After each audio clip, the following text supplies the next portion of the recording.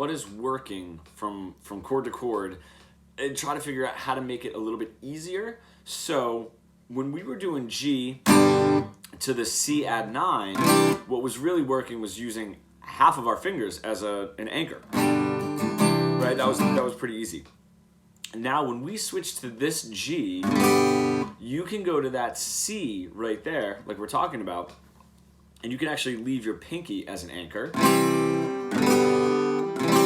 Right? That makes it a little bit easier. Now when we go to a D, this is where it gets a little interesting, that's a completely different motion. So these two fingers stay the same as we move down to the C, right? And your first finger is kind of already there. So move it down, drop that for the C, but when we go to the D, don't pop back up. Don't pop back up to like neutral position. So watch, if you do G, you do C, when you go to D, leave that as the anchor and then pull it up. And then if you need to, hang on, if you need to,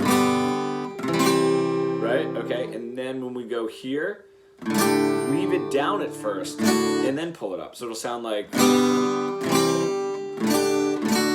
okay, so you get,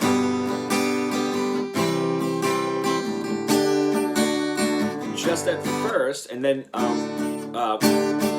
can throw it back down to get yourself back to the G. All right, but that can happen with almost any set of chords.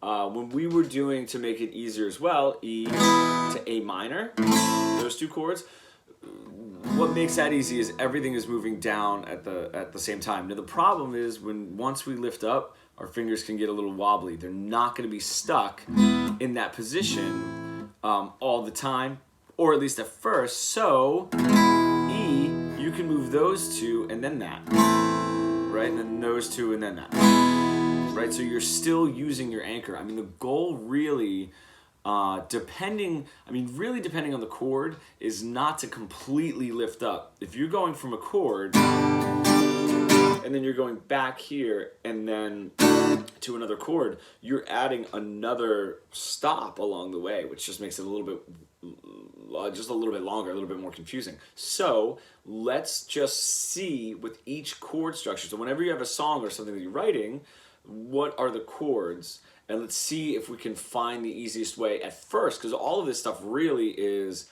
kind of training wheels until you're ready to play whatever, and not have to think about what your hand is doing at all. Because even that G to C, G to D, you might then go back to that G, right? And then that G, that C, but then this G, right? Just because you're not thinking anymore. So to get to that point faster than just playing through all of this stuff, we're going to find all of these little nuances to make each change easier.